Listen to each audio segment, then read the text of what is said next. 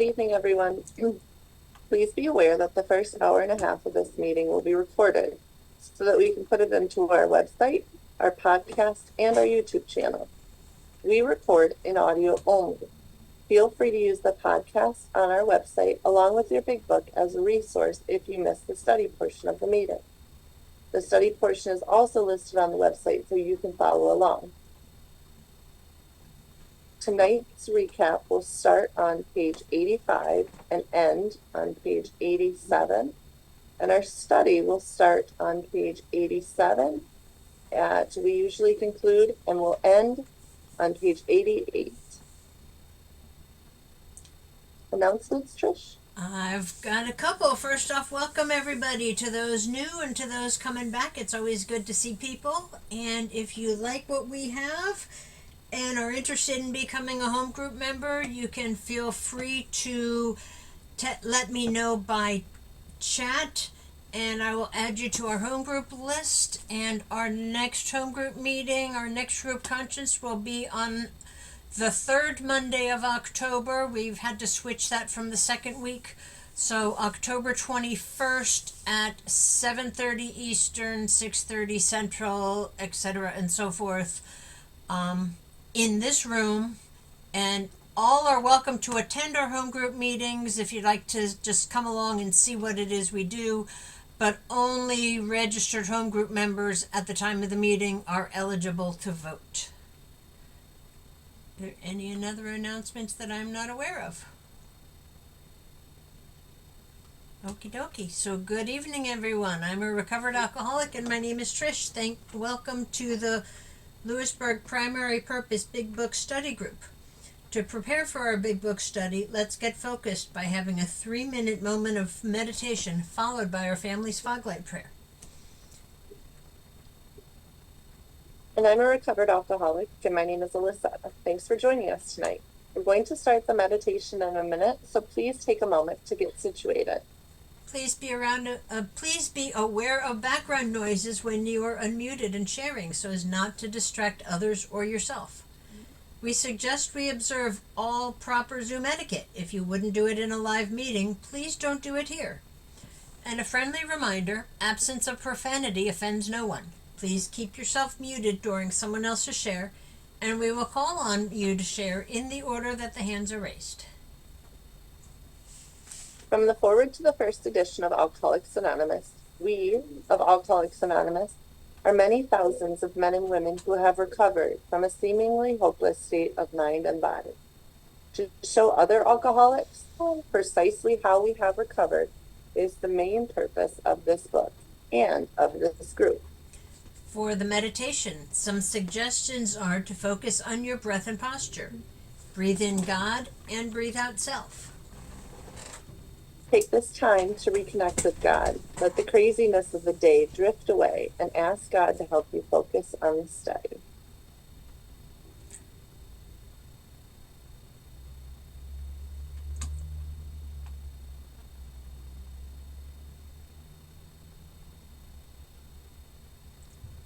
And here come those monks.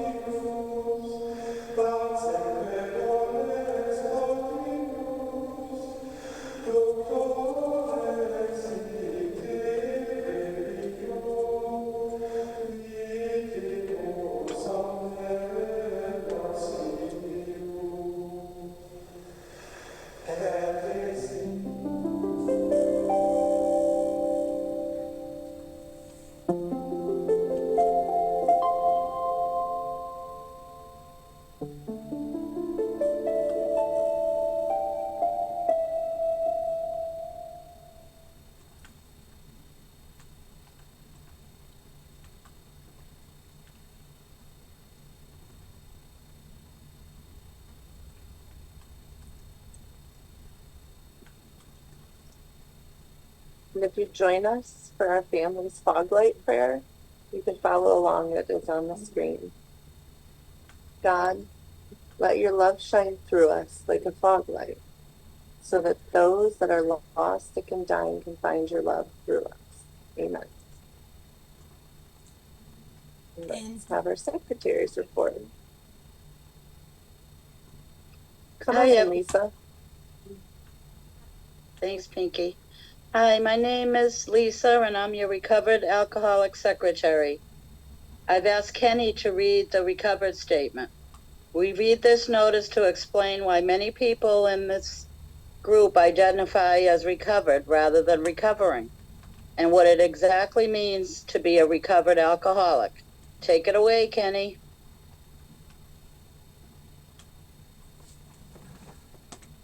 And make it bigger. Good evening, everyone. Recovered. We are not cured of alcoholism. Recovered but not cured.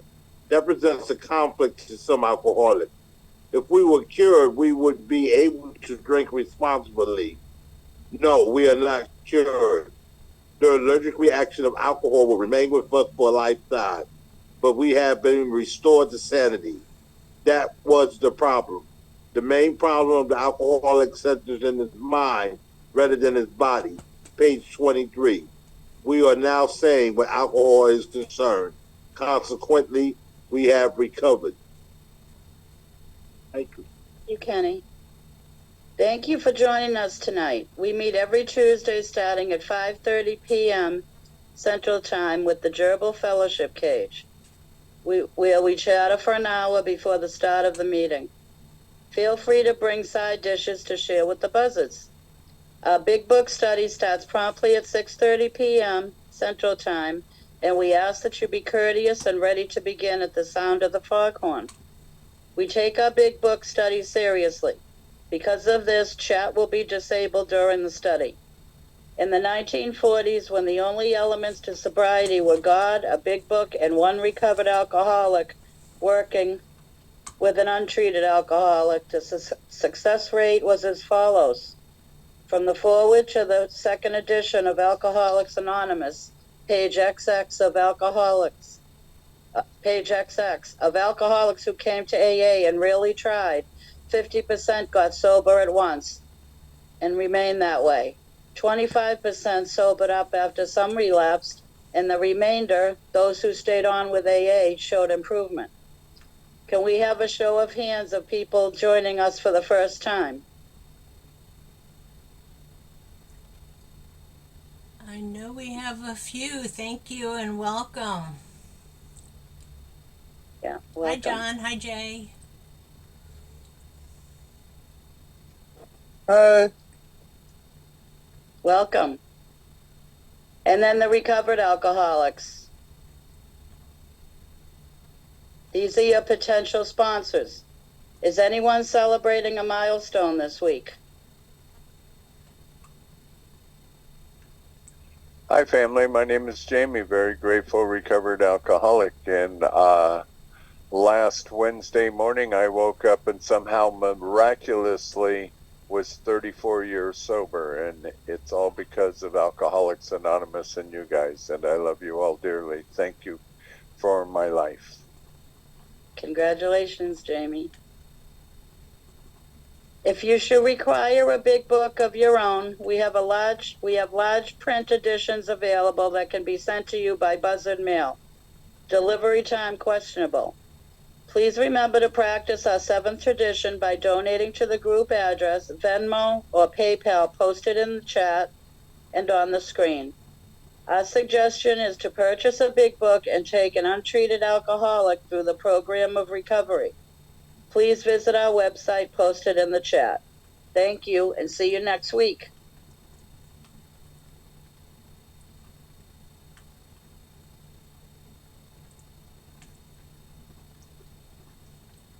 And thank you, Lisa, and thank you, Kenny. From Chapter 2, there is a solution. The tremendous fact for every one of us is that we have discovered a common solution. We have a way out on which we can absolutely agree and upon which we can join in brotherly and harmonious action. This is the great news this book carries to those who suffer from alcoholism. This is an open meeting, and as such, all who have an interest in alcoholism and our program of recovery are welcome. Because this is an open meeting, you need not identify yourself nor your reason for being here if you do not wish to do so. Your anonymity will be protected. We ask that you protect ours. While this is an open meeting, membership in this group is limited to those who wish to recover from alcoholism and have a desire to stop drinking for good and all. Each member of Alcoholics Anonymous is a potential sponsor of a new member and should clearly recognize the obligations and duties of such a responsibility. Before we begin our study of the Big Book, last week we reviewed Tradition 6. Tonight, let's take a quick look at Tradition 7. Please refer to page 562 of our Big Book, Alcoholics Anonymous. Miss Shayna, coming in, take it away.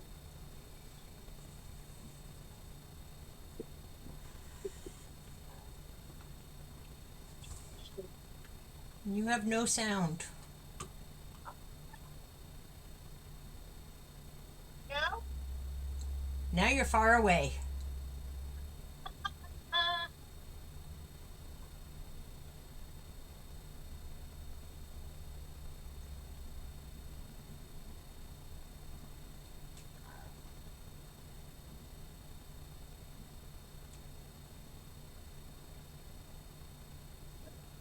How about now? There you go. Yay! Sorry for technical difficulties. My name is Shayna. I'm a recovered alcoholic, and tonight we are on Tradition 7. The long form is the AA groups themselves ought to be fully supported by the voluntary contributions of their own members. We think that each group should soon achieve this ideal, that any public solicitation of funds using the name of Alcoholics Anonymous is highly dangerous, whether by groups, clubs, hospitals, or other outside agencies. That acceptance of large gifts from any source or of contributions carrying any obligation whatever is unwise. Then, too, we view with much concern those AA treasuries which continue beyond prudent reserves to accumulate funds for no stated AA purpose. Experience has often warned us that nothing can so surely destroy our spiritual heritage as futile disputes over property, money, and authority. And the short version is every group ought to be fully self-supporting, declining outside contribution. So being self-supporting, it's one of the principles that each member is responsible for his or her own recovery. And so that's the first part of Tradition 7. It makes it clear that the responsibility extends to the members of each local group as it passes the basket for contributions to pay for rent and maintain literature. Also, if the group collects more than necessary, then they can contribute to the World Service Office. But also, it's not, it also follows the tradition that by not accepting outside contributions. So, the second part of the tradition addresses that the issues of the fellowship not becoming involved with outside issues or conflicts that could arise by accepting the outside contribution. If such contributions were accepted, the group and its members might feel obligated to make some kind of concessions to the individual or to the organization making the donation. So declining these contributions keeps the fellowship independent from the outside influence. It also cuts the need to constantly chase donor funding and government grants. See here.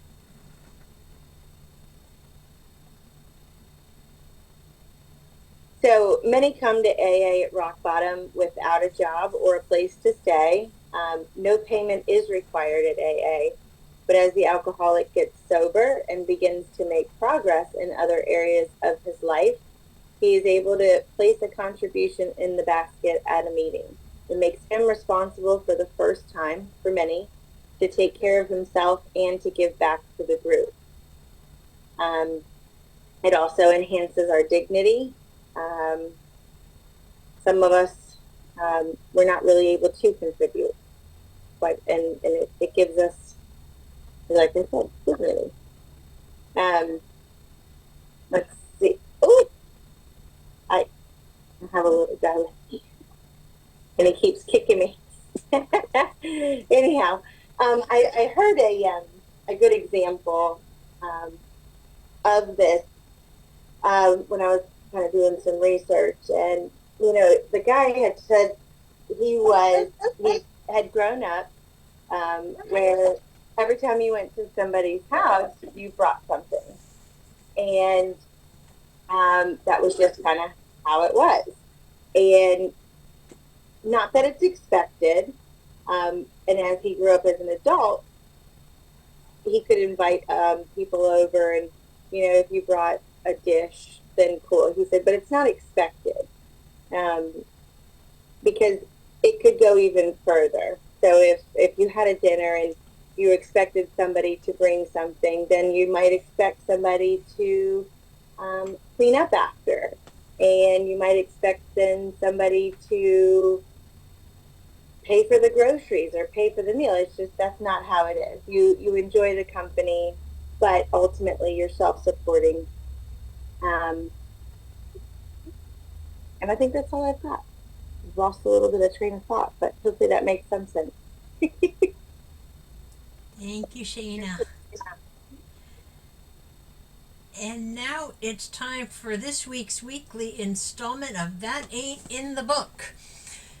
We hear a lot of stuff said in meetings that can't be reconciled with the program as it's described in the Big Book of Alcoholics Anonymous.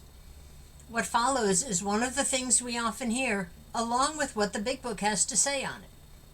So one of the things we hear in meetings, or actually two of the things, is I need to forgive myself first, or you need to be good to yourself. Lynn, can you come in and tell us what it says on page 74, paragraph 2?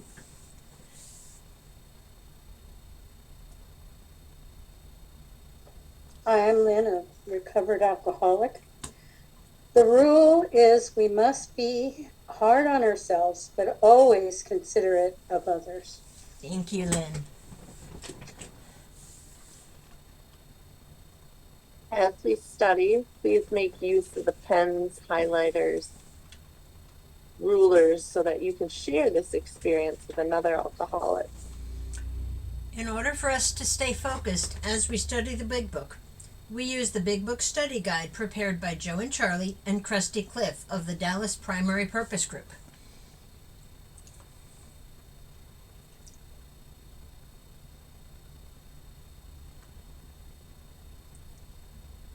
Tonight, we are going to start our recap on page 85, which will be read by Miss Stephanie,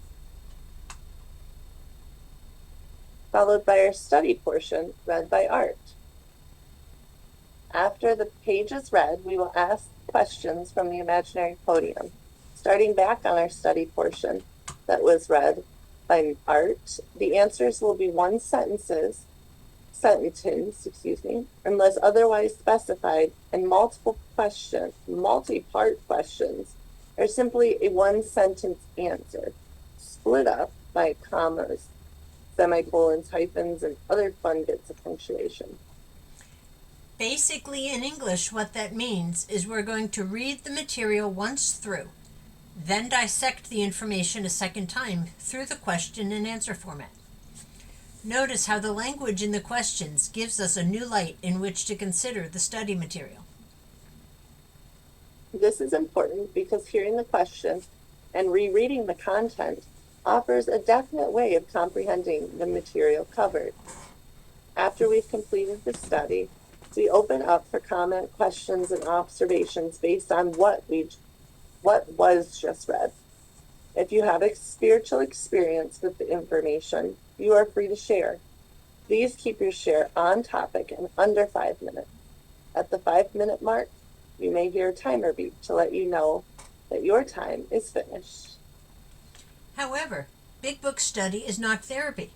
Should you begin sharing on topics which are more appropriately discussed in a different setting, for example, with your sponsor, please do not be offended when we cut that conversation short and send the buzzards nipping at your heels. For that purpose, we have fellowship meetings before and after our study time.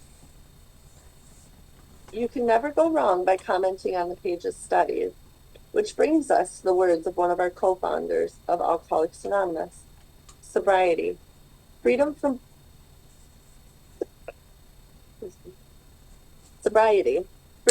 alcohol through the teachings and practice of the 12 steps is the sole purpose of any Alcoholics Anonymous group. And before we get started, let's take a quick look at how we arrived at this point, because we didn't just wake up today and say, hey, let's read the end of the chapter. This meeting started back in 2020, and it started as an in-person meeting.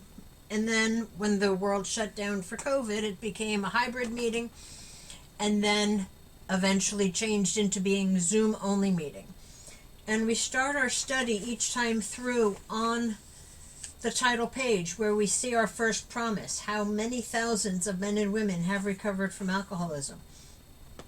And we read the forewords, the preface, the doctor's opinion, all of the Roman numbers, and then we start Bill's story and read all the way through page 164. We also read Dr. Bob's nightmare, and we spend 2 weeks on the traditions. And then during the study, because the little asterisk at the bottom of the page tells us to, we go and include in the study Appendix 2 or the spiritual experience. And then we conclude our study, week 94, with a week all by itself of the spiritual experience so that we can focus on the spirituality of our program. So tonight we're on week 55 of a 94-week study. So we're a little bit more than halfway through. We're in our fourth year of being a group, but our third season of going through the book. And, each time I come through it, I find more and more stuff in here. So I hope I see you all come back again next week and beyond. Thanks.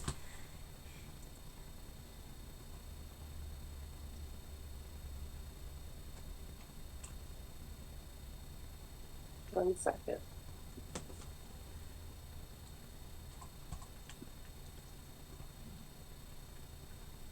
So before we start the recap, we will need 5 or 6 virtual hands raised if you would like to be one of our answer readers. Please be aware that the first hour and a half of this meeting will be recorded so that we can put it onto our website and our YouTube channel. And Miss Stephanie.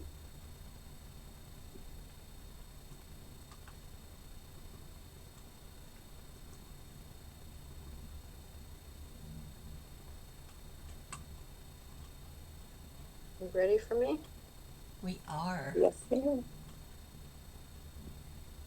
Hello, Stephanie, recovered alcoholic. Step 11 suggests prayer and meditation. We shouldn't be shy on this matter of prayer. Better men than we are using it constantly. It works if we have the proper attitude and work at it. It would be easy to be vague about this matter, yet we believe we can make some definite and valuable suggestions. When we retire at night, we constructively review our day. Were we resentful, selfish, dishonest, or afraid? Do we owe an apology? Have we kept something to ourselves which should be discussed with another person at once? Were we kind and loving towards all? What could we have done better? Were we thinking of ourselves most of the time? Or were we thinking of what we could do for others, of what we could pack into the stream of life? But we must be careful not to drift into worry, remorse, or morbid reflection, for that would diminish our usefulness to others. After making our review, we ask God's forgiveness and inquire what corrective measures should be taken. On awakening, let us think about the 24 hours ahead. We consider our plans for the day. Before we begin, we ask God to direct our thinking, especially asking that it be divorced from self-pity, dishonest, or self-seeking motives. Under these conditions, we can employ our mental faculties with assurance, for after all, God gave us brains to use. Our thought life will be placed on a much higher plane when our thinking is cleared of wrong motives. In thinking about our day, we may face indecision. We may not be able to determine which course to take. Here we ask God for inspiration, an intuitive thought, or decision.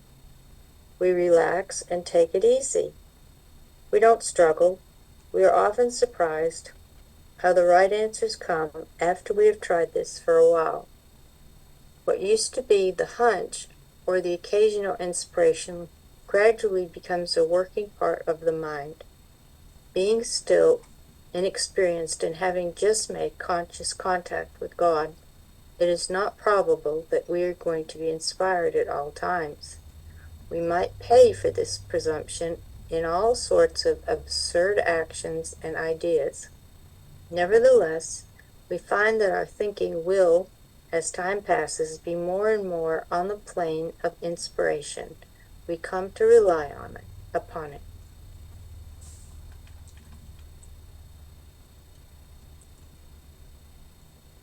Thank you, Miss Stephanie. And now Art is going to come in and read our study portion.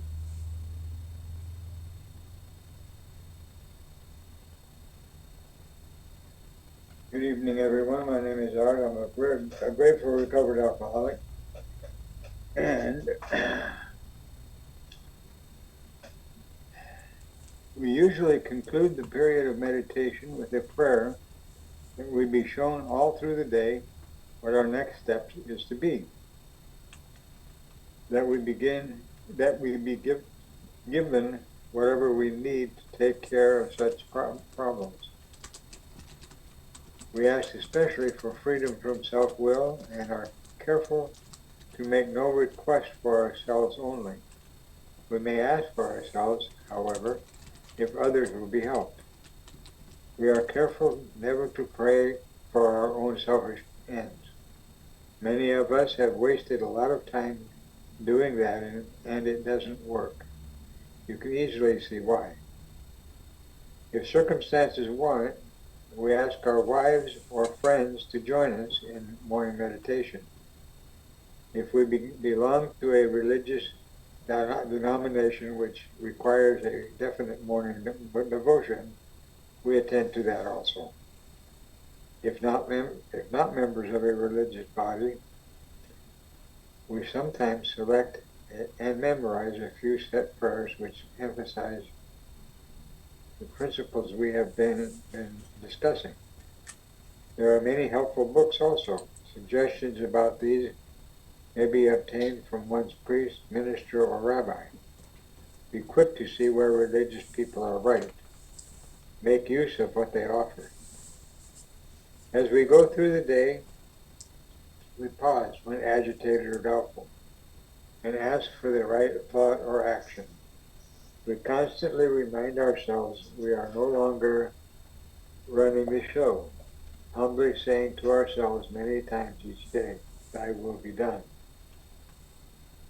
We are then in much less danger of excitement, fear, anger, worry, self-pity, or foolish decisions. We become much more efficient. We do not tire so easily, for we are not burning up energy foolishly as we did when we were trying to arrange life to suit ourselves. It works. It really does. We alcoholics are undisciplined, so we let God discipline us in the simple way we have just outlined. But this is not all. There is action and more action. Faith without works is dead. The next chapter is entirely devoted to step 12. Thank you, Mr. Art. All right. So we're going to go back to.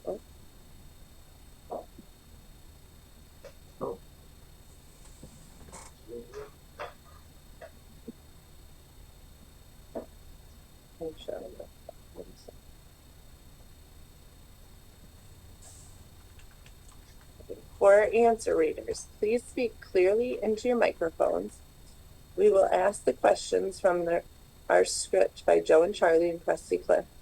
The answers to the questions will be sentence by sentence coming directly out of this week's study, beginning with the first sentence and ending with the last one. If those answering questions lose their please allow me to direct them to the correct sentence.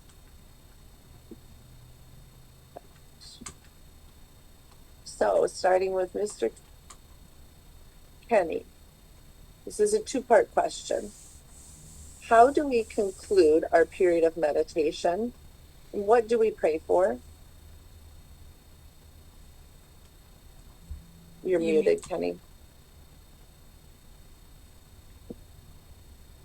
We usually conclude our period of meditation with prayer that we be shown all through the day what our next step is to be, that we be given whatever we need to take care of such problems.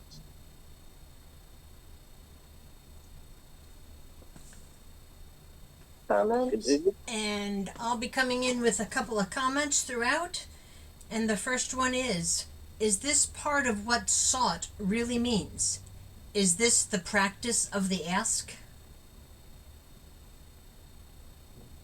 All right. Next question, Rick. Two parts. We especially pray for what? And we are careful not to pray for what? We ask especially for freedom from self-will and are careful to make no requests for ourselves only. Thank you. Linda, what may we conditionally pray for?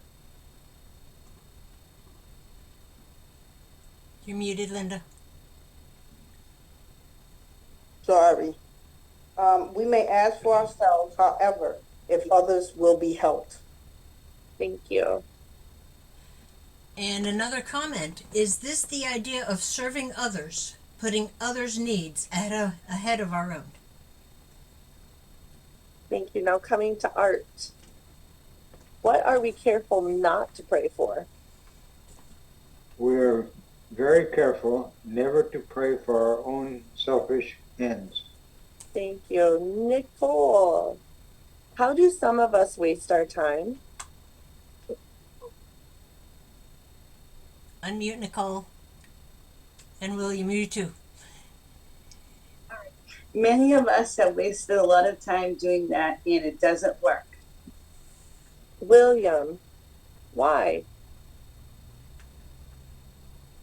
And you're muted too. Jeez.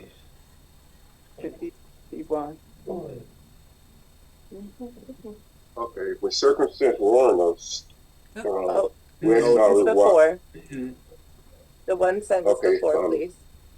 Okay, thank you. You can. Who, me?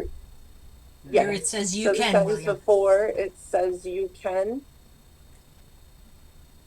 Oh. It is one is a profound, you can easily see why. That's it. If circumstance warrant us, we're Nope, our that's wives it. or That's it. friends Thank you. who Nope. join us in the morning meditation. Just Nope. that first one. Thank you. All right, Kenny, coming back to Okay. you. Oh, nope. It's you, Trish. I've got a comment. What was it we prayed for in the 3rd and 7th step prayers? So, Kenny, coming to you. If we have family or friends close by, what might we do? If circumstances warrant, we ask our wives or our friends to join us in morning meditation. Rick, If our religion places requirement on us, what do we do?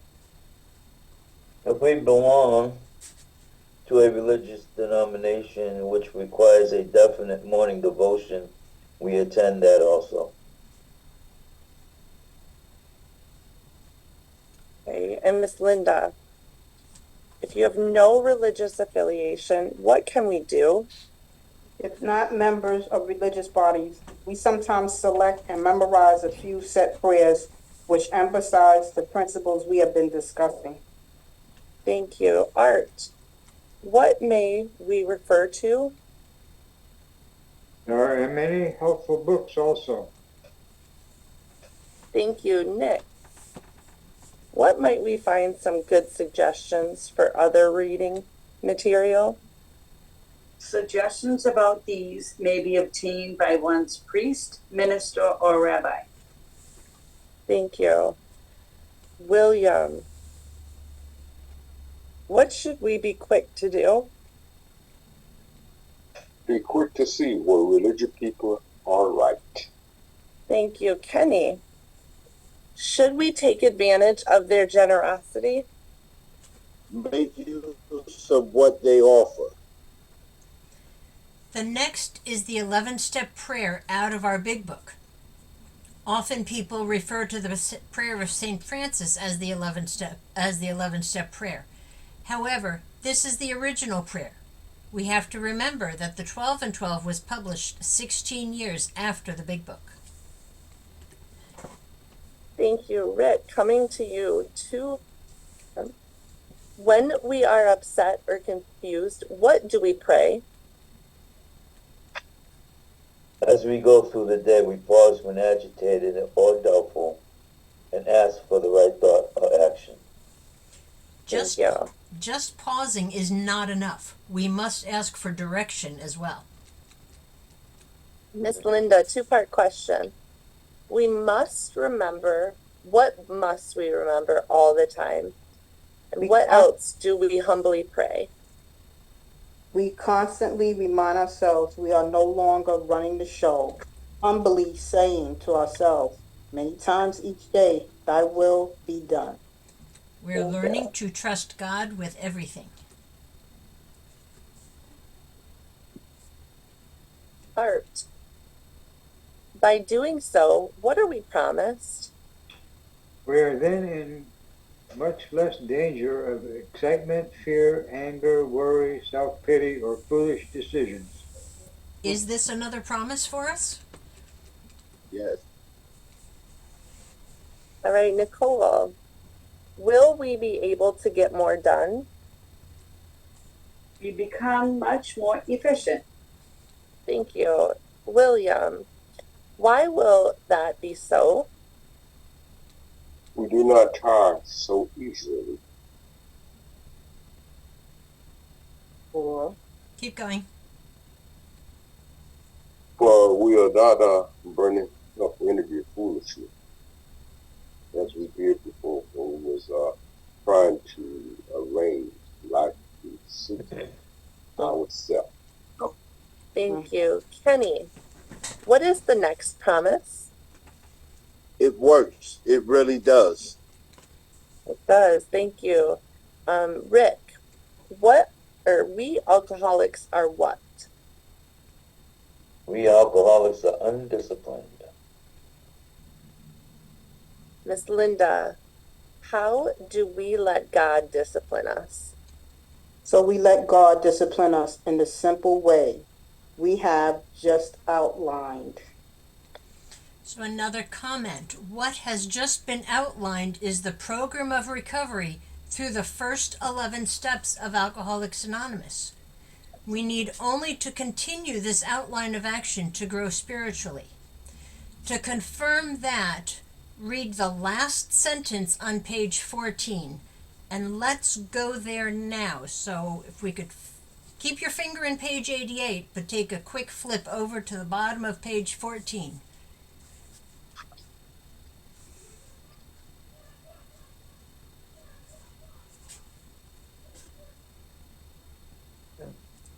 So, Art, what does the last sentence on page 14 say? Start at or if. For if an alcoholic failed to perfect and enlarge his spiritual life through work and self-sacrifice for others, he could not survive the certain trials and low spots ahead. Thank you, Art. And now let's go back to page 88. All right. Miss Nicole, is learning to take the first 11 steps the end of our actions? Where are we? But this is not all? Thank you. Good job. All right. William, what is there more of? Starts with there is. For me? Yes. So the question, what is there more of? There is action and more action. Thank you.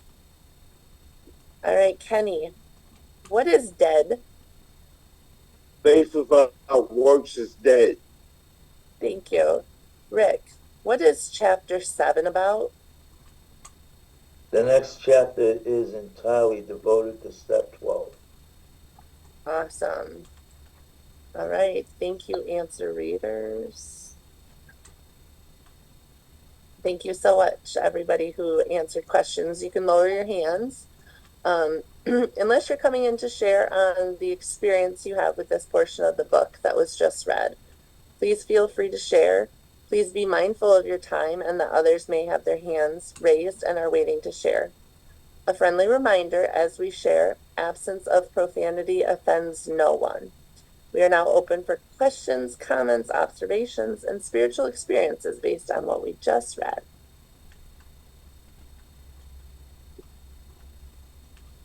Miss Linda, come on in.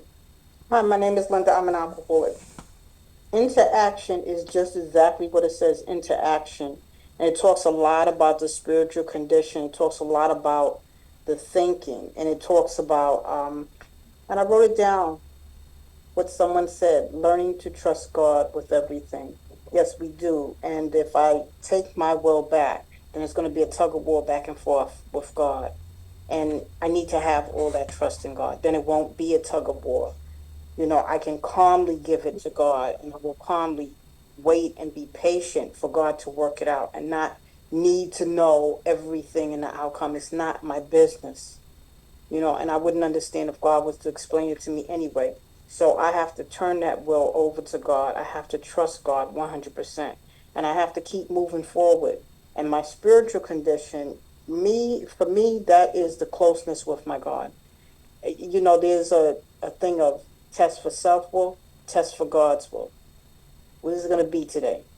And it says it in the 10th step, you know, taking your own inventory. Selfish, you know, inconsiderate. Was I this, that, you know, did I do God's will or did I do my will today? You know, sometimes it's both, you know, but if it's my will, it still needs to be aligned with God. I can't be perfect. I can't be an angel all the time, but I can do things to have least damage on other people. You know, my reactions, my response, how I speak to people, how I interact with people.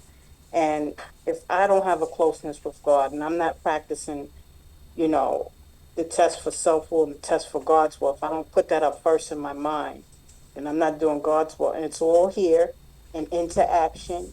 It's in the other one about how it works. It's in agnostics. It's in, it's all there. It's all there. And it keeps telling me over and over, very repetitive message, you know, and it's telling me, it's giving me the guidelines on how to think and what to do and how to respond. And the main thing it keeps saying over and over is my will, my will. Stop with your will. Stop with your will. Says that we're undisciplined. That's the nature of this disease. We're undisciplined.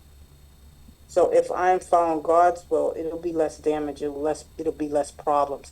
And then see, I'm getting closer with my God. But if I keep doing my will, it's the tug of war.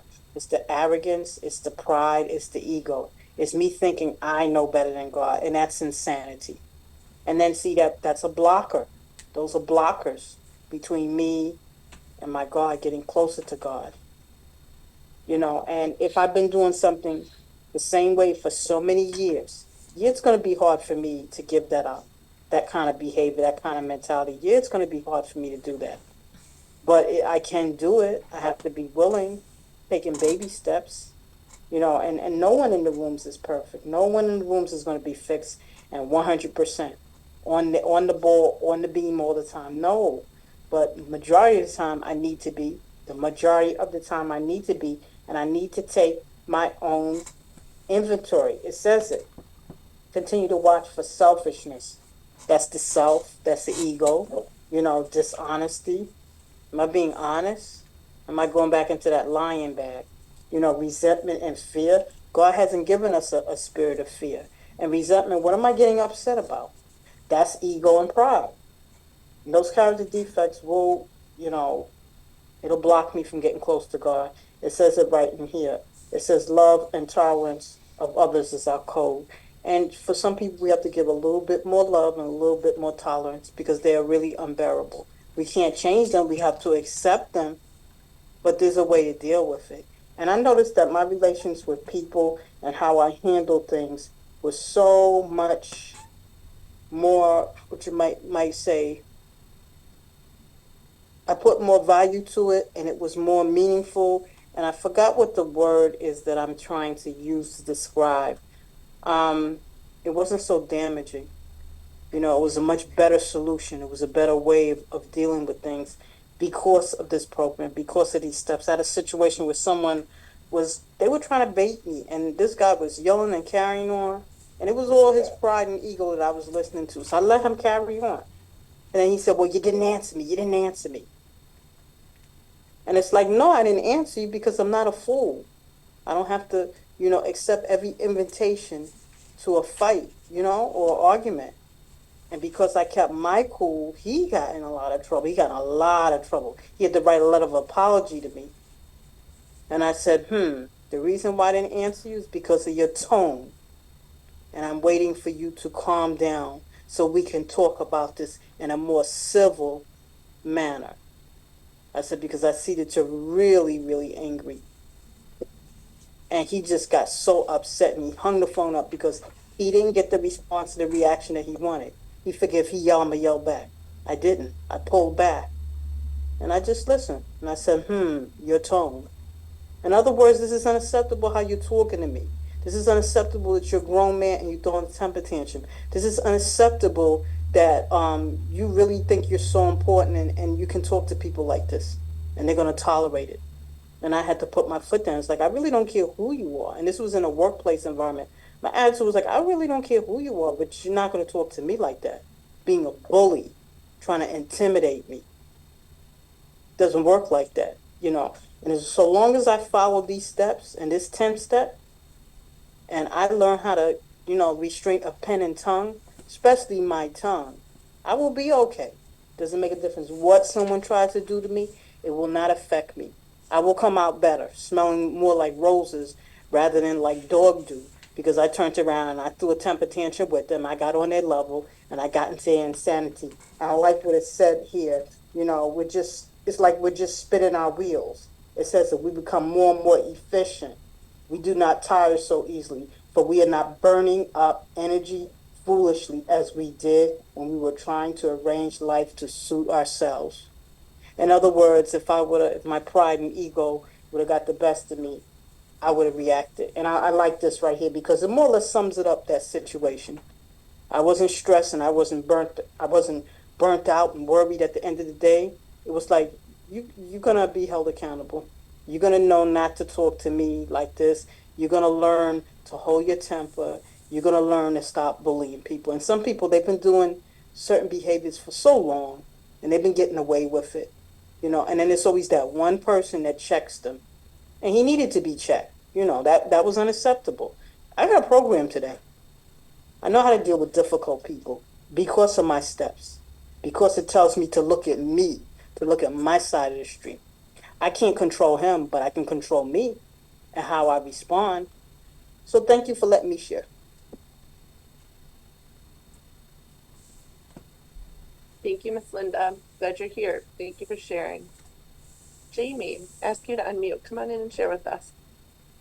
Good evening, family. My name is Jamie, very grateful recovered alcoholic, and glad you are all here, and welcome to those of you who are joining us for the first time.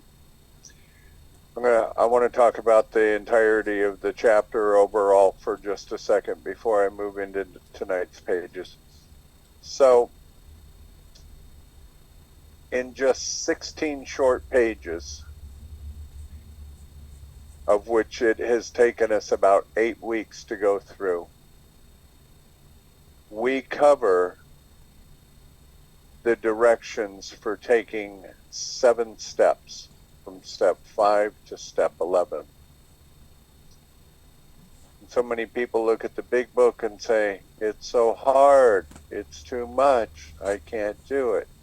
But yet in 16 short pages, we are given very, very simple directions, which is absolutely wonderful. So moving into tonight's reading, and I'm going to start with the bottom of page 85. With step 11 suggests prayer and meditation. So step 11, as it is written, sought through prayer and meditation to improve our conscious contact with God as we understood Him, praying only for knowledge of His will for us and the power to carry that out. So I'm still seeking. And I'm seeking what? The knowledge of His will, not my will. I know what my will is. My will is the guy on page 61 and 62. The writer, the actor, the director, the selfishness, the self-centeredness, the fear, the delusions. That's my natural will. So I've already developed this conscious contact through the process of taking steps 3 through 9 up to this point. And in step 10, it says our job is to continue to grow in understanding and effectiveness. So not only am I seeking the knowledge of His will for me, but I'm asking Him for the power that I surrendered back in step 1 when I admitted that I was powerless. I'm asking Him to provide the power that I don't have. Now here's the thing that I love about these pages. On page 86, when we retire at night, that is actually an 11th step inventory. We get our 10th step inventory on page 84. And how do I know it's an 11th step inventory? Because it's already in step 11. And when I ask myself those questions, if I say, yeah, I was resentful at so-and-so, but no, I wasn't selfish. No, I wasn't self-centered. No, I wasn't living in fear. Those are all lies that I'm telling to myself, because all of those things are part of a resentment. And then I am given specific direction of the order to do things here. I ask God's forgiveness is one of those things. And I go about doing what I can to set things right. I talk with someone else. And as it continues on, as I go through, I may be faced with indecision throughout the day. I make 1,000 decisions a day that affect this truck that I'm driving. Every now and then I make the wrong decision. Trust me, I've taken a couple of mirrors off over the years. I've hit a few things. So if I get, as I like to say, if I get through the day and it doesn't sound expensive, it's been a really good day. But as we continue, and it talks about we conclude this period of meditation with a prayer. And again, it's giving me guidance on how to pray. And yes, I can pray for myself as long as others will be helped. But I'm never to pray for my own selfish ends. That's a pretty big deal in my life. And you know, it says to be quick to see where religious people are right and make use of what they have to offer. Now, I know a few people in this room that practice things outside of Alcoholics Anonymous, and we read other inspirational and spiritual literature, which helps us to grow in what we are seeking in this relationship with God. My goal is to deepen my relationship with God. And at the bottom of 87, and I always feel this is important, this is the original 11th step prayer. Most of us refer to the prayer of St. Francis on page 99 of the 12 and 12. But what we read into page 88 is the original 11th step prayer. Because if not, and they had 12 steps, then what did they do for 16 years until they printed the 12 and 12? So the prayer begins with, as we go through the day, we pause when agitated or doubtful, and we ask for the next right thought or action. I know lots of people that pause. I'm one of those people. Do I always ask for the right thought or action? Today I try to. But for many years I didn't. So what all of this does is it just gives me the directions in these pages of how to just live in today, September 10th, 2024, I almost said 1994, 2024, of just how to get through this period that I have today. Not giving me the tools to live with yesterday, and it's not giving me the guidance to live with tomorrow, just today.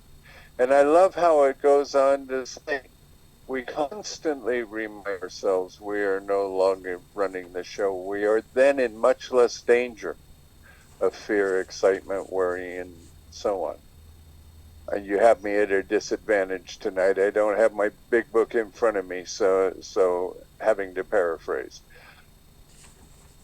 But it's giving me the guidance to just live in the right here, right now, in this moment, and to be able to process my day.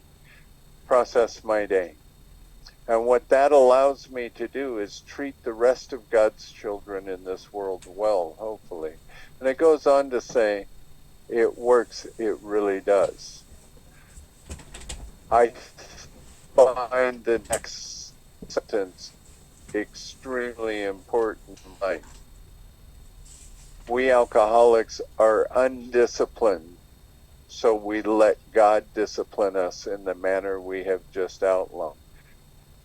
Everything in that entire reading in those pages are spiritual in nature, and I have come to believe that I am trying to spiritually discipline myself, or let God spiritually discipline me through these pages.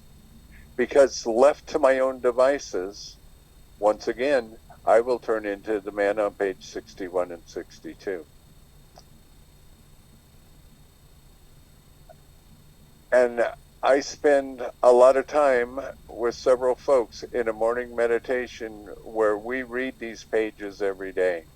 Reading them is okay. But if I close the book on these pages and I go about my day living in my own self-will, I'm missing something that these pages have to offer me. And what I am missing is the opportunity to live by this profound spiritual guidance that it's offering me. And today I don't want to just read the pages. I don't want to quote the pages. I don't want to do any of that stuff. I want to live the words that are on these pages. because I believe that they will draw me closer in deeper relationship with my Creator, and I will be in more spiritual alignment with that Creator, and I'll get to continue to be one of God's kids helping some of God's other kids, because that's what leads us into the next chapter. Thank you. I love you all. And thank you to everybody for being a service tonight. Thank you, Jamie. Glad you're here. Thank you for sharing your experience, strength, and hope on our reading. Rick, I'm going to ask you to come in, share with us. Hello, everyone. Rick Alcoholic. Good to be here tonight. I'm glad I'm in these. You guys are in these pages, and I dropped in, and I try to stay close to these pages because there's a. My wife wanted a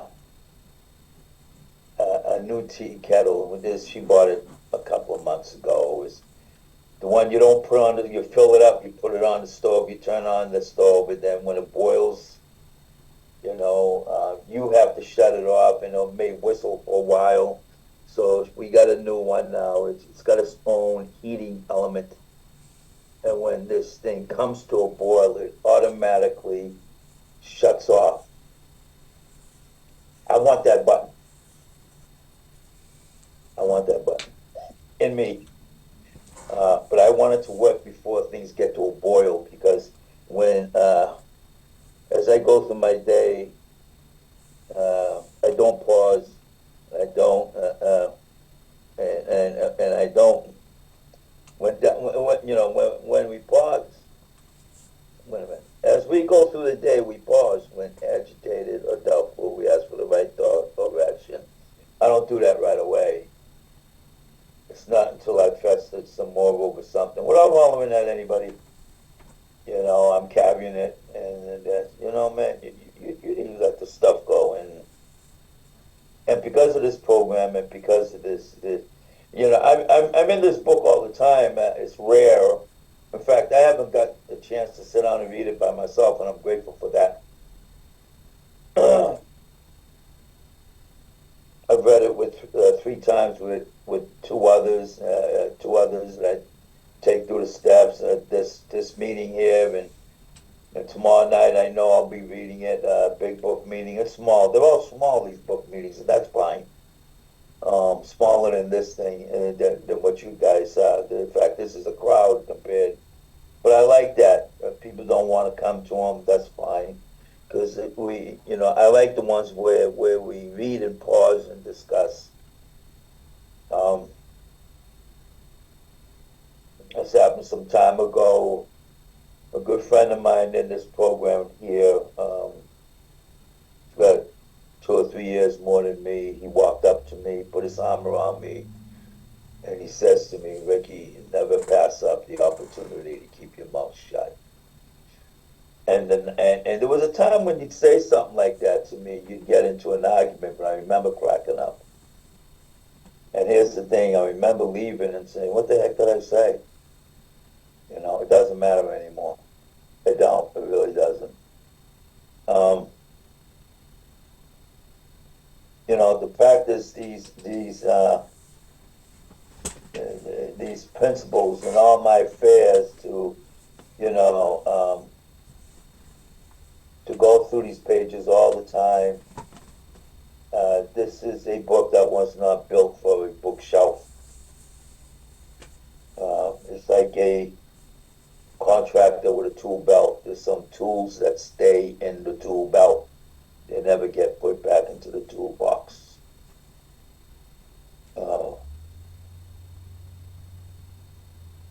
Every day I do ask him. I do pray to him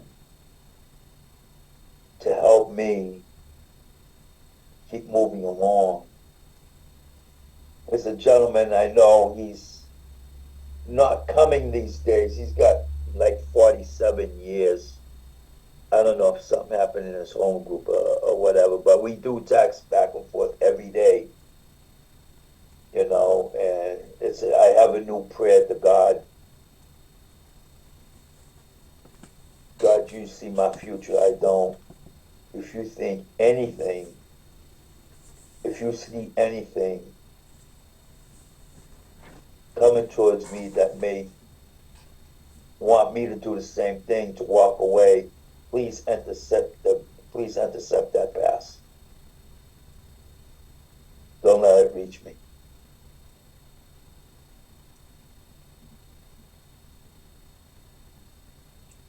Asking our wives or friends, that's done.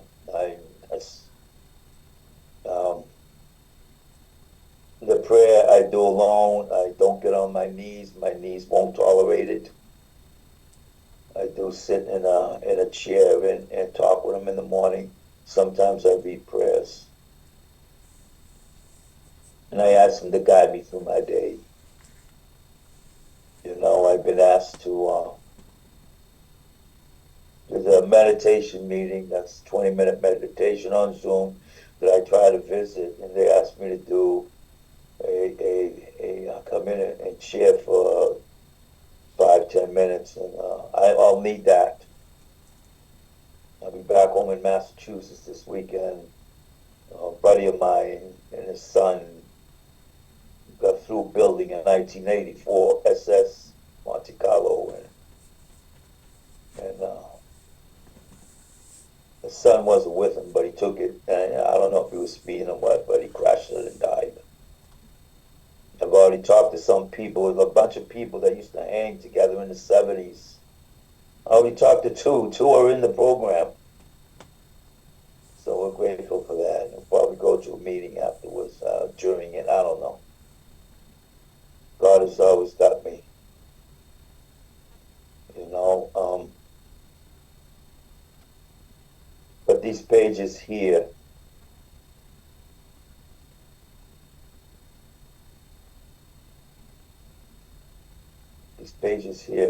keep me focused. You know, I say I do these pages, but I'm not perfect. I am still able to stay in something that I'm not liking at the moment instead of pulling out right away. You know, I want that shut-off switch that new tea kettle has. You know, but I want that switch to work before I get to a boil. So maybe it is, because I haven't come to a boil in a long time.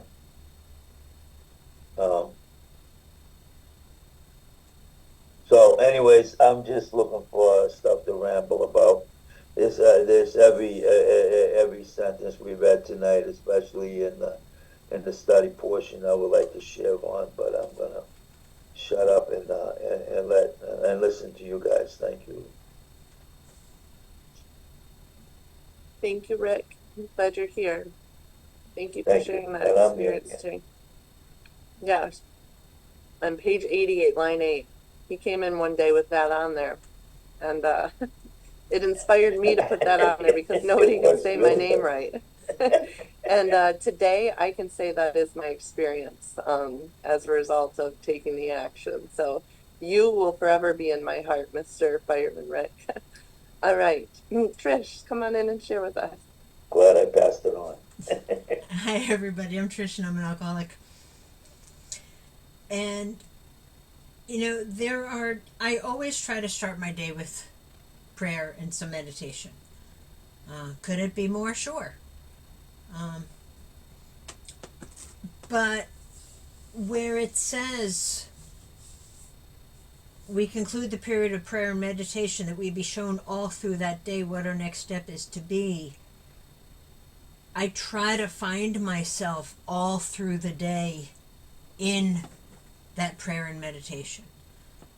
Not always finding a quiet place and having that prayer, but I can have a quick prayer as I'm going about my day. I can take a quick pause in my thoughts as I'm going about my day. It doesn't have to be just a quiet moment in the morning and then just go on. I've got to remember to include God throughout my entire day. And down at the bottom where it's talking about as I go through the day, I pause when agitated and ask for the right thought or action. And I've heard this said before in this room, and I have shared it on with other rooms. It's not the pause of the tape recorder or the CD player where I hit pause, turn it off for a minute, and then when I hit pause again, it starts playing back at that same exact spot. If I am truly asking for that right thought or action, when I hit play again, I'm going to be on a different track because I'm going to be on God's track instead of in my own thoughts. So I've got to make sure if I'm taking that pause because of an action or an irritation, when I hit that pause button to start going again, I can't stay in my thoughts. I have to let God take his place in mine. And I've had irritations lately. I had one at work the other day, and I took that pause and I talked to somebody at work about it. And I ended up having to go home and write about it because it was becoming more than an irritation. But I did the process, and then I went back and I talked again. And that's where this book has gotten me. It works. It really does.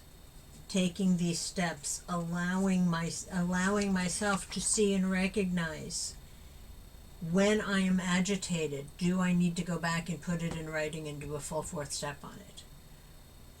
Or can I ask for the right thought or action, forgive and move on? And always asking, thy will be done.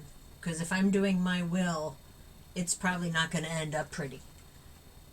And then asking for, or being in much less danger of excitement, fear, worry, anger, self-pity, and foolish decisions. And there's that self again from 6162. And it tells me, I don't tire so easily, for I'm not burning up the energy so foolishly as I did when I was trying to arrange life to suit myself, when I thought I was in control, back on page 61. I don't find myself as emotionally exhausted as I used to, because I'm not living in that self-will anymore. I still do it, but not to the same extent that I used to. And that is a wonderful thing. So yeah, it works. It really does. But I've got to get out of the way and allow it to work and allow God to work and get out of my own head while I'm doing it. And that's what I've got tonight. Thanks. Thank you, Trish. Glad you're here. Thank you for sharing with us. All right, Art, come on in and share with us. Good evening, my name is Art. I'm a grateful recovered alcoholic. And I want to talk a little bit about, just for a few minutes, about the idea that we are undisciplined, and so we allow God to discipline us. And so often when we think about discipline, we think about punishment. And in this context, it has nothing to do with punishment. It has to do with allowing God to guide our thoughts and actions. And when you look at the word discipline, the root of that word is disciple. And so we're allowing God to make disciples of us.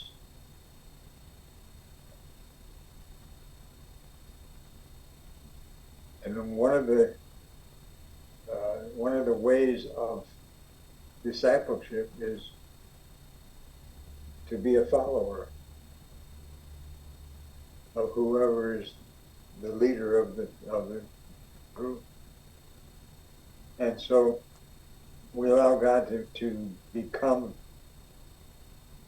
the leader of our life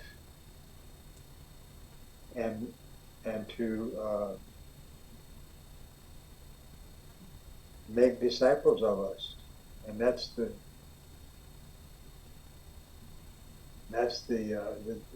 thought behind what is written here, that we allow God to discipline us.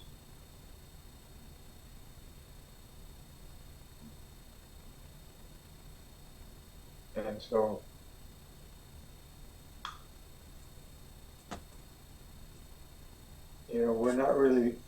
most of us not very good at that. And it took me many years to discover how to allow that to happen, how to give God the control of my life. I had no idea how to do that. But I've discovered that through the taking of the steps and applying these principles in my life, and like the 12 steps says, to practice these principles in all my affairs, I begin to realize what that discipline really is talking about. It's talking about allowing God to become the leader, and I am the follower, the disciple, if you will. And some days I do pretty good at it, and other days I fail miserably. But the good news is that that's okay. That I don't have to be a perfect follower. That God allows me to make mistakes. And hopefully I can learn from them. And this is the discipline that we allow God to work in our lives, is that allowing us to make mistakes and learn, and sometimes make the same mistakes more than once. But there's always that underlying principle of love and tolerance of others is our code.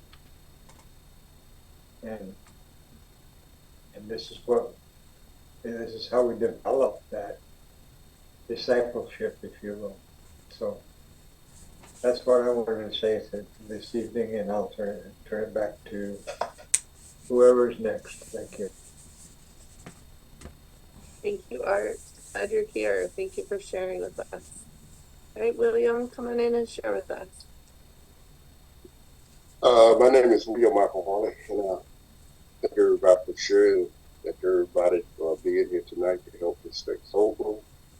And whenever we read stuff like this, just give me a chance to reflect what had happened to me. First of all, before I came to Alcoholics Anonymous, I never felt comfortable in nothing that I did. And always was dis-ease. And when I got to Alcoholics Anonymous, I heard y'all story when you was talking about and reading the literature that I was afflicted by this disease of selfishness, self-centeredness. I didn't believe it in the beginning, but you threw a curveball at me and said, what's your motive behind your behavior? And that's whenever I began to clear up, And one thing that this book says, Alcoholics Anonymous have a design for living. And all my life, before I got to Alcoholics Anonymous, I was looking for what my purpose was and who was going to help me to do that. It wasn't until I came to Alcoholics Anonymous. Now I had all my family members, church, board people, and everything, from preachers, deacons, treasurer, secretary, everything. And I always say, God, what is my purpose? And I was afraid because I didn't know. Because I wasn't feeling none of the stuff that was going on.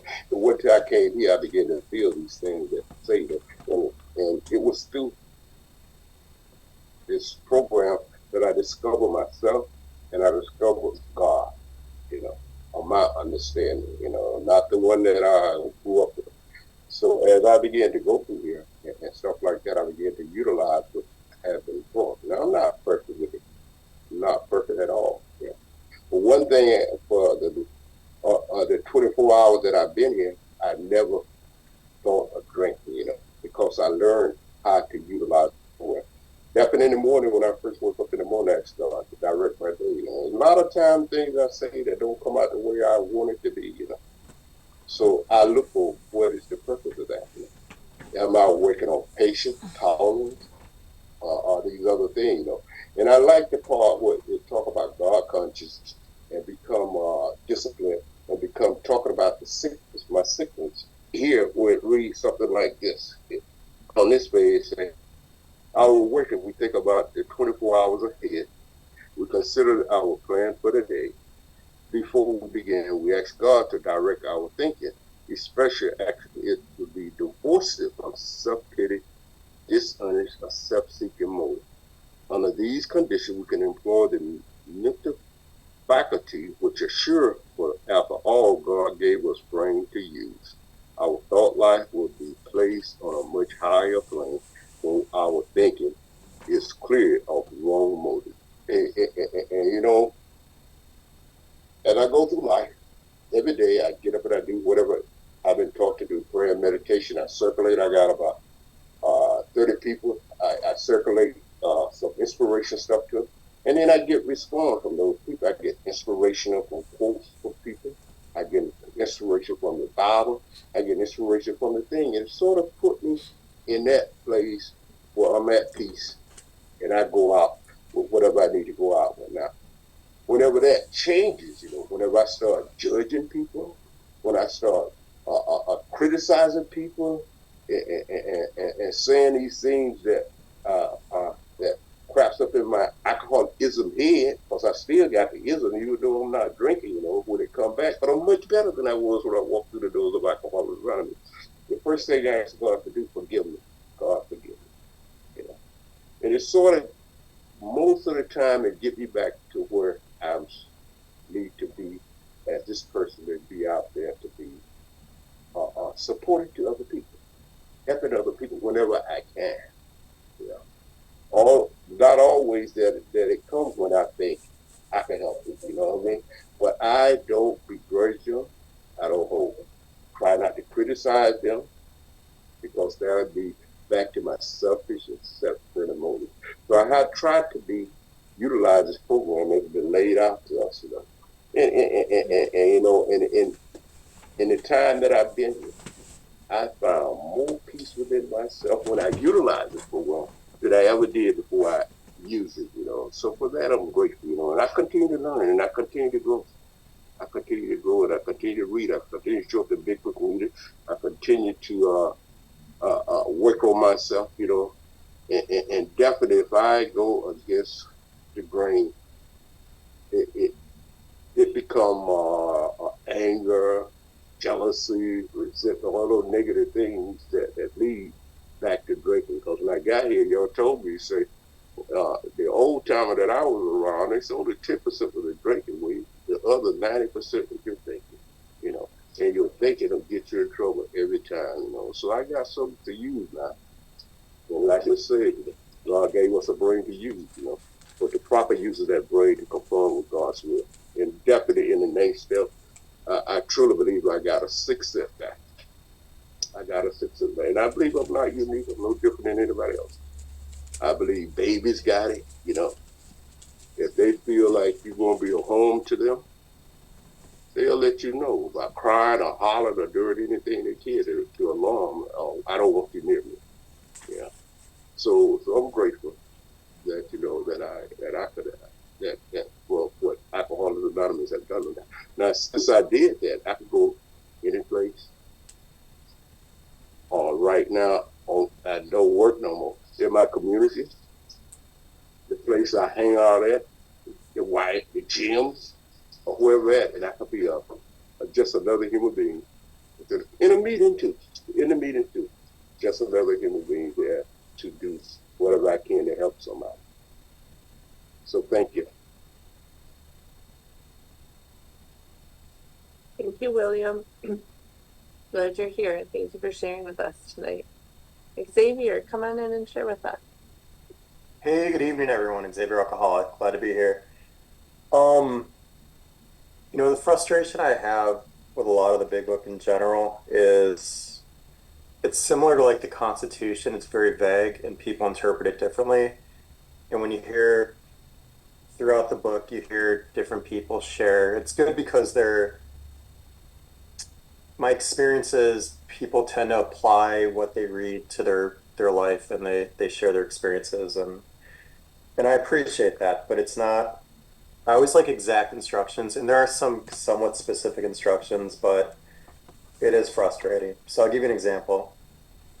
So on awakening, we consider our plans ahead. So, and then it talks about how we ask God to direct our thinking. So it's implying, and I hear a lot of meetings like, my thinking bad, God thinking good, me drink if me think, God think, me no drink. Like it's so, I get frustrated because it's so basic, and I feel like it gives a very incorrect message of what the book's trying to say. It seems like the book, if we practically apply it, we're bringing in a power by allowing God to direct our thinking, but in the same paragraph, it notes that God gave us brains to use. And it also notes that we actually have plans that we create ourselves, which is our thinking, and then we invite God in, as opposed to the black and white, like, God, you do thinking, me no do thinking. Like, it doesn't make sense, in my opinion. And my experience is, when I hear these things, I get frustrated. So I do appreciate the directions, though, with regard to prayer, with regard to meditation, with regard to inviting God to come in, and with regard to having a daily practice that brings in that power that allowed me to remove this obsession. Because if I take these actions on a daily basis, I don't have to drink one day at a time. And it gives me promises like I'm not going to essentially burn as much energy because I'm not trying to run the show all day. So there's this kind of balance between me thinking, me, using my brains as God gave me, and making choices, but also allowing God to be part of that. And I guess the frustrating part is when I hear things like it's all or none, because I simply, it doesn't seem very practical. And when I hear impractical things, I tend to shut off. Another one is we ask especially from freedom from self-will and are careful to make no requests for ourselves only. We may ask ourselves, however, if others will be helped. So for the love of God, what does that mean? Another extremely vague, obscure comment that could be, interpreted in so many ways, like so many ways. So I'll give you an example. I run a business and I believe in abundance, and I truly, to succeed, we have to help many more people, give them much more value than they pay us, and we all profit, and I truly believe I'm doing God's will. However, that works for me, and that keeps me in the spirit of what I believe Alcoholics Anonymous is. So therefore, I get to pray all day for myself, all day, every day, me, which seems to be contradicting what a lot of people interpret the big book to say. Like to say, what does Xavier want? Me, because I'm helping others, which I do, and it works. So, there's that part, which I think a lot of people don't talk about, but it literally says that in the book. And then it also implies like we're careful not to pray for our own selfish ends. Seems like a total contradiction, the exact next line. And again, this is how it's frustrating. These are very vague concepts that we're supposed to apply to our own life, share our experiences, and then people share their interpretations. So those are some of the frustrations I have with the big book. Obviously, I love the big book. It keeps me sober. It's something I will dedicate my life to studying and applying and sponsoring others, working with a sponsor.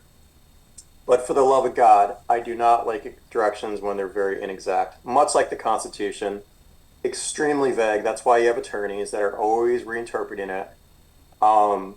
Same with the big book. So it drives me a little crazy when I read these directions because they're so incredibly vague. And then I hear comments and they're so incredibly vague. And all I want are exact directions. And it just doesn't exist in the big book quite often. But I accept that. I apply these principles. I understand their suggestions. I have my experiences, and then I try it, and then I share. And I'm grateful for that. So that's all I got. Thanks for letting me share. Appreciate it. Thank you, Xavier. I'm glad you're here. Thank you for sharing with us. All right, Brian, come on in. Hey everyone, Brian. I'm an alcoholic, 71 days sober. I'm new to this process and these steps, and But, starting down this path, I mean, one of the main things that I definitely take inventory on is my selfishness, because for as long as I can remember, I've always been a selfish person. From the time I was a kid, way before I ever started, thinking about alcohol, I always had this selfishness in me. So, I mean, that is something that, I really check myself with every day. And sometimes I fail and I'm still selfish, but I know that is a core part of my being. And that led to a lot of my issues with alcoholism because of the fact that I would, you know, put me first. I would just go out there, drink. When I would live with my parents, I wouldn't call them. I wouldn't come home till super late. They're always worried. Even with my wife, my sister, my other members of my family, it was always the same. Even I did. Another thing though that I'm really trying to be consistent on. I mean, one is my consistency, and being consistent with praying every day. I mean, I went to Catholic school my whole life, but I'm also a very logical person. So I always, never disbelieved in God, but at the same time, it was always like, how do I know he exists? And after my last episode, I just made the decision, you know what? I just need to pray. I just need to give myself over and and I have started praying. I'm not as consistent as I like to be every night or every morning, but that's something I'm working on.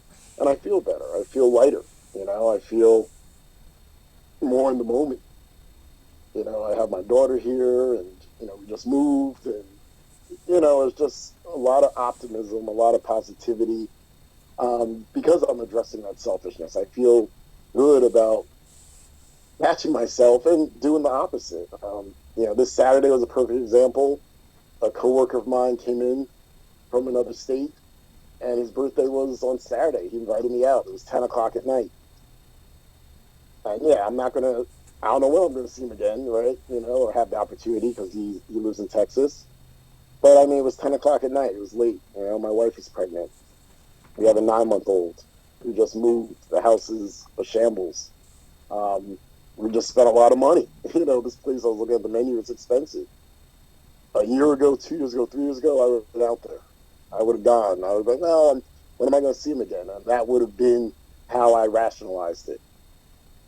This past Saturday, I was like, hey, man, I can't make it because, I have other priorities. And even if I wasn't going to drink on Saturday, it still would have been spending that money. It still would have been just being out at 10 at night, meaning I'm not going to get home till, maybe 1 in the morning. Knowing the house is a mess, leaving my wife to deal with our 9-month-old while also pregnant, and I just take that, like a day by day, like personal growth, and, just recognizing, those moments, because I know there were a lot of those moments. I can look back and see where I should have gone right and I went left. There are a lot of moments where I should have not gone, but I did. I always prioritize that myself, wanting to have fun, or, quote unquote, tell myself I want to go see this person for ABC reason, but really I just wanted to have fun. I just wanted to do it and drink. And, I just feel very optimistic, and, I try to take inventory. I can also say I was very judgmental. Since joining AA and going through what I've been through and hearing a lot of stories, I've learned to not be so judgmental, learn to understand everybody has a backstory. Everybody has things that lead them to do the things they do. And I'm happy about that. I'm happy to not look at people and have this judgment, but be able to look at people and say, you know what, they're probably going through something. There's probably something that's causing them to, act the way they're acting, or, do the behaviors they're doing. And yeah, I mean, I think that's pretty much it for me. But, thank you for everyone shares. And, one of the biggest things that helps me is just hearing. I think a lot of the similarities really help me understand, like, wow, I have a problem. I mean, whether it's on this group or others, it's, I'd say a lot of us have all walked the same path. It might be slightly different, but a lot of the core things are there. And that helped me to understand I had a problem, because it's like, wow, I keep seeing it over and over again in everyone's story that I'm hearing. And it didn't matter how old, male, female, it's like always those kind of core things. And it's just like, yeah, you know, I have an issue. And I'm happy to be able to finally accept that and start working to address it. Thank you. Thank you, Brian. And before I come in and read out the closing, I have a chip for somebody in here. Congratulations, Jamie. Congratulations, Papa Pickles. Thank you. And don't be in a rush to leave after we pray out. We've got cake. So, from page 164, our book is meant to be suggestive only. We realize we know only a little. God will constantly disclose more to you and to us. Ask Him in your morning meditation what you can do each day for the man who is still sick. The answers will come if your own house is in order. But obviously you cannot transmit something you haven't got. See to it that your relationship with Him is right, and great events will come to pass for you and countless others. This is the great fact for us. Abandon yourself to God as you understand God. Admit your faults to Him and to your fellows. Clear away the wreckage of your past. Give freely of what you find and join us. We shall be with you in the fellowship of the Spirit, and you will surely meet some of us as you trudge the road of happy destiny. May God bless you and keep you until then.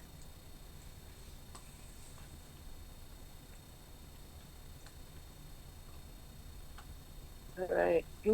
So we have a special way of closing out here at Primary Purpose. Since we can't be together and hold hands, we hold our hands up to the screen. And we'll close with the Lord's Prayer after we have a moment of silence for those still sick and suffering in and out of our rooms. Here's your moment.